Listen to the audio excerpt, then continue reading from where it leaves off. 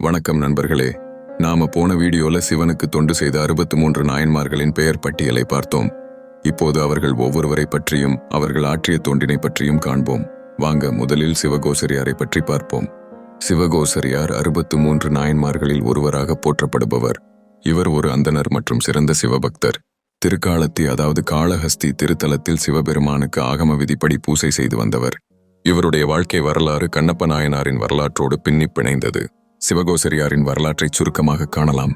திருக்காலத்தி மலையில் வீற்றிருக்கும் காலத்திநாதருக்கு சிவகோசரியார் தினந்தோறும் ஆகம முறைப்படி முறை தவறாமல் பூசைகள் செய்து வந்தார். குளித்து தூய்மையாகி மலர் மற்றும் தீர்த்தம் கொண்டு வந்து இறைவனை வழிபடுவதையே தனது வாழ்நாள் கடமையாக கொண்டிருந்தார். அதே நேரத்தில் வேடுவ குலத்தைச் சேர்ந்த திண்ணன் எனப்படும் கண்ணப்பர் சிவபெருமான் மீது கொண்ட அதீத அன்பினால் தன் போக்கிலேயே வழிபாடு செய்தார்.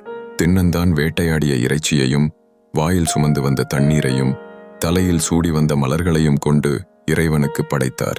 மறுநாள் காலை பூசை செய்ய வரும் சிவகோசரியார் சிவலிங்கத்தின் மீது இறைச்சித் துண்டுகளும் எலும்புகளும் இருப்பதைக் கண்டு அதிர்ச்சியும் வேதனையும் அடைந்தார். யாரோ அசுத்தமானவர்கள் இத்தலத்தை தீட்டுப்படுத்தி விட்டார்களே என்று எண்ணி வருந்தி அந்த இடத்தை தூய்மை செய்துவிட்டு மீண்டும் தன் பூசையை தொடர்ந்தார். இது பல நாட்கள் நீடித்தது. சிவகோசரியாரின் மன வருத்தத்தை போக்கவும் கண்ணப்பரின் ஒப்பற்ற பக்தியை அவருக்கு உணர்த்தவும் சிவபெருமான் விரும்பினார். ஒரு நாள் சிவகோசரியாரின் கனவில் தோன்றிய இறைவன், கோசரியே, அந்த வேடன் செய்யும் செயல் அசுத்தமானது அல்ல. அவனது உடல் முழுவதும் என் மீதான அன்பு.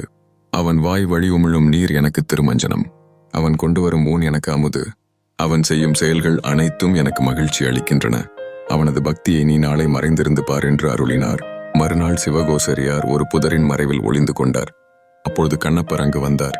இறைவனின் கண்களிலிருந்து இரத்தம் வடிவதைக் கண்டு துடித்த கண்ணப்பர் தன் கண்களையே இடந்து இறைவனுக்கு பொருத்தினார். அந்த பேராற்றல் மிக்க அன்பைக் கண்டு சிவகோசரியார் வியந்து நின்றார். சிவகோசரியாரின் சிறப்புகள்: வேதங்கள் மற்றும் ஆகமங்களில் கரை கண்டவர் என்பதால் சுந்தரமூர்த்தி நாயனார் இவரை மறைமலிந்த சிவகோசரியார் என்று அழைக்கிறார். வழிபாட்டு முறை: இவர் முறைப்படி வழிபடும் வெக்கிரிய மார்க்கத்திற்கு உதாரணமாக திகழ்கிறார். சிவகோசரியாரின் குரு பூசை செய்யும் நாள் ஆண்டுதோறும் ஆனி மாதம் மிதுனம் சதய நட்சத்திரத்தன்று கொண்டாடப்படுகிறது. இந்த வீடியோ உங்களுக்கு பயனுள்ளதாக இருந்தால் உங்கள் நண்பர்களுக்கு பகிரவும். நன்றி, வணக்கம்.